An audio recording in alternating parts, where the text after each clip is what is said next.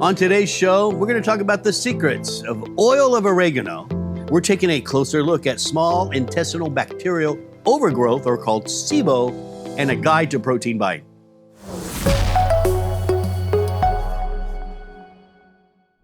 Oil of oregano can improve SNOT scores? Yeah, stick around and find out.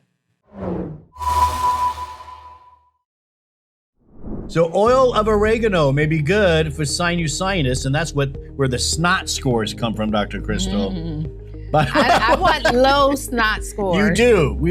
Especially when you have kids. I know. You want low SNOT scores, and we're going to be talking about that. As a matter of fact, let's get right into it. 75 adult patients in a study showed in a 4-week study with oregano oil, it was compared to with a common prescribed steroid for rhinosinusitis. That's just everything up here, right?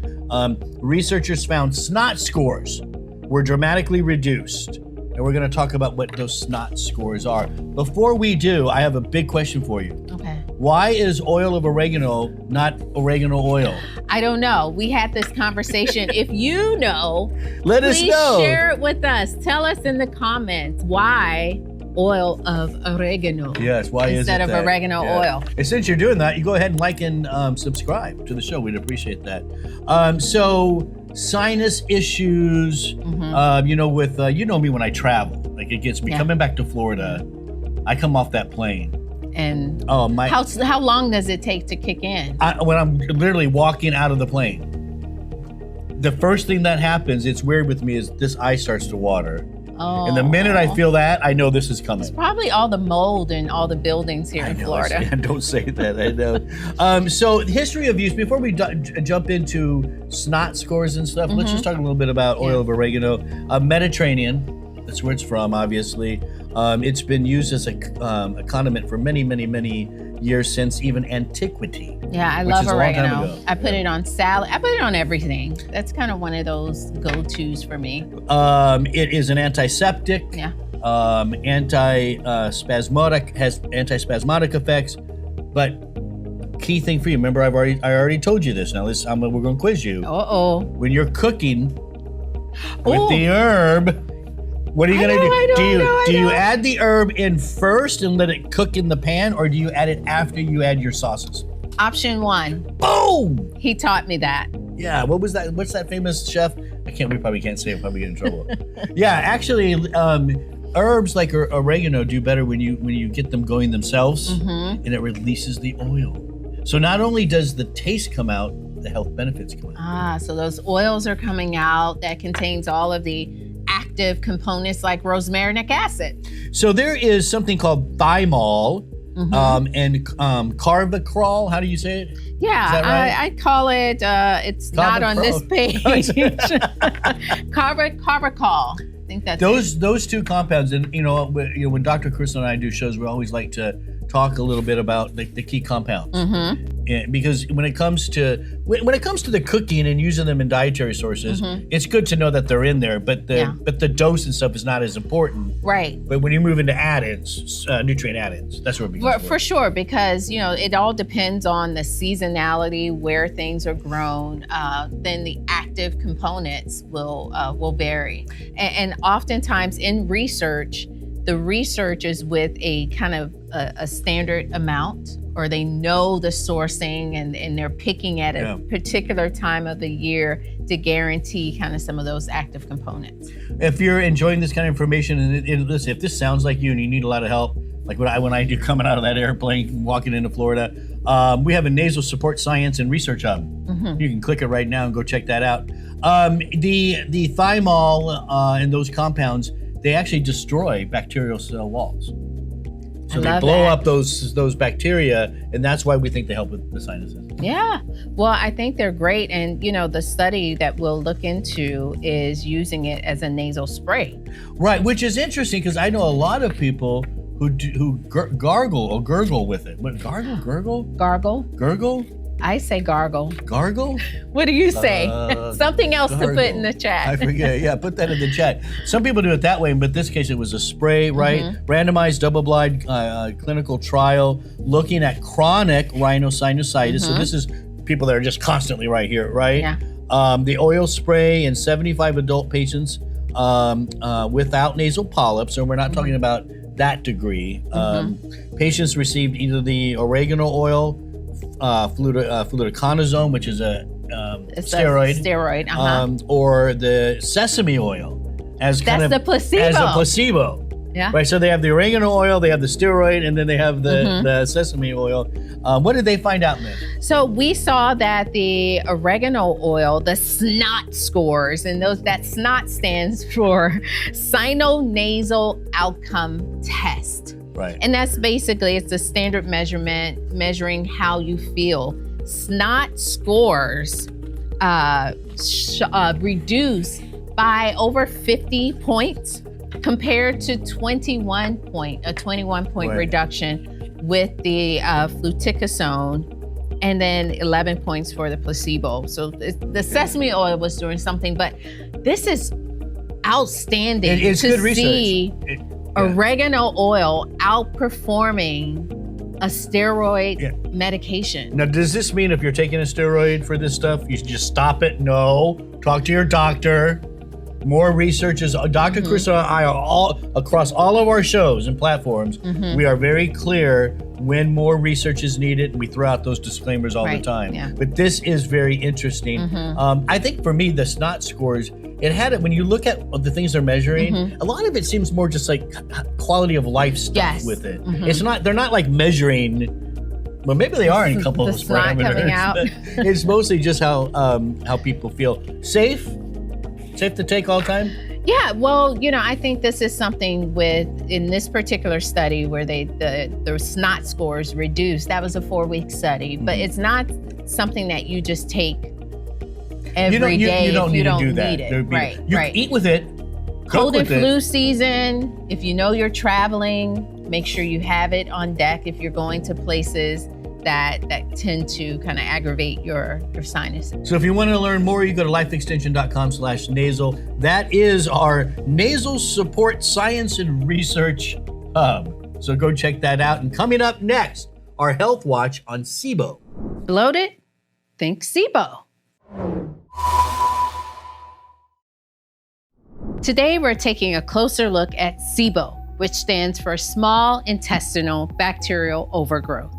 Normally, most of our gut bacteria live in the large intestine, but with SIBO, too many bacteria build up in the small intestine where they can ferment food too early in the digestive process. That fermentation can create gas, pressure, and digestive distress. So, what causes it? In many cases, SIBO is linked to slowed movement through the digestive tract. The small intestine has a natural cleanup wave called the migrating motor complex that helps move food and bacteria forward between meals. When that motion slows down, bacteria can linger and multiply. SIBO may also be more likely after food poisoning, abdominal surgery, digestive disorders, low stomach acid, certain medications, or conditions that affect motility. The primary symptoms can include bloating, gas, abdominal discomfort, diarrhea, or constipation. So what are the clues that should prompt someone to explore SIBO? Think SIBO if bloating happens quickly after meals and if symptoms worsen with fiber-rich or fermentable carbohydrates. Apples, pears, peaches, avocado, and even veggies like garlic and onions can be problematic. If you would like to learn more about this list, click the link above and you can download a food list that may be causing your symptoms.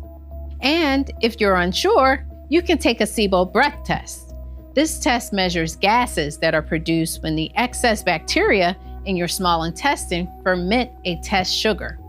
Those gas patterns can give insight into whether bacterial overgrowth may be contributing to symptoms.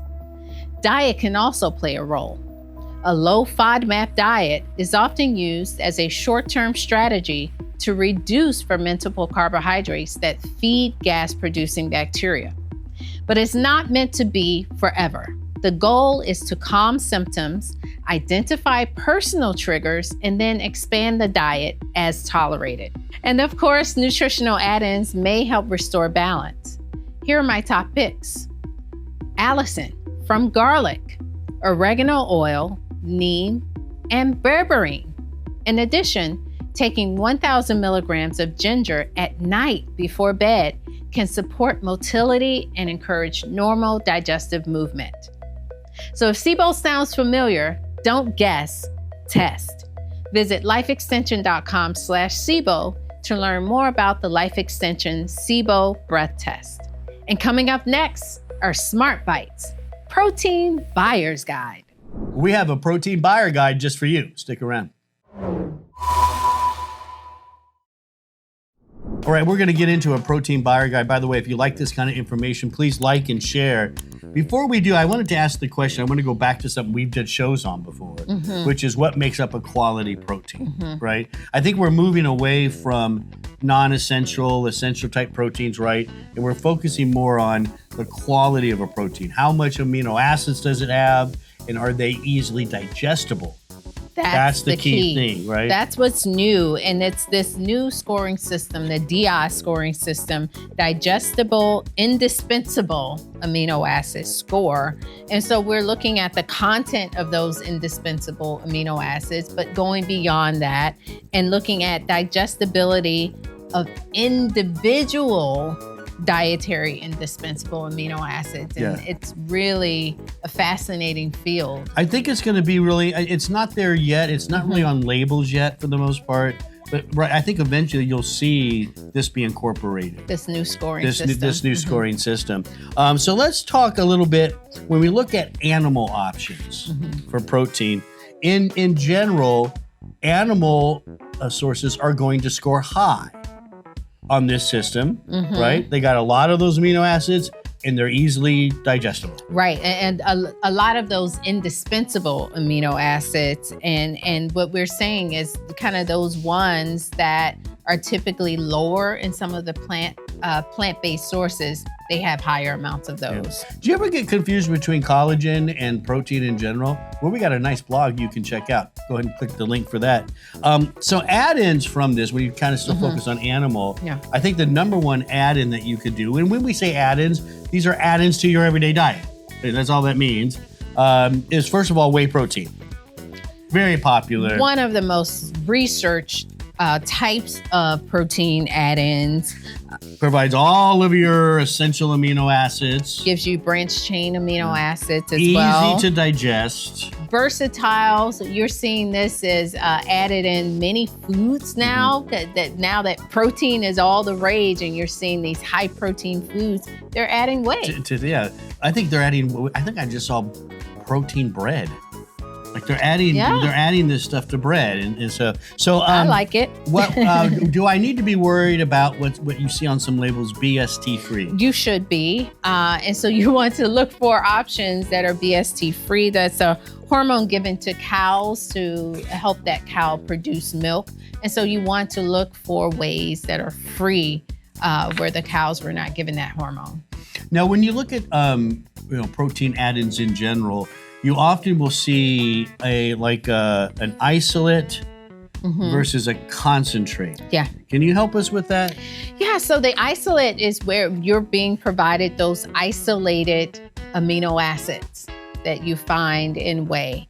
And then the concentrate is going to be more concentrated with other ingredients that you would typically find in milk, like lactose. Yeah, so concentrated, you're going to be a little bit higher in calories. Just a little. A little bit, but you're going to have more calories, more substance maybe to the overall thing, including the lactose, but you're still getting all of those same amino acids. So if I'm watching my calories more, I might do an isolate. Yes. Right. Typically, you would do an isolate. I like the concentrates if I'm making a shake.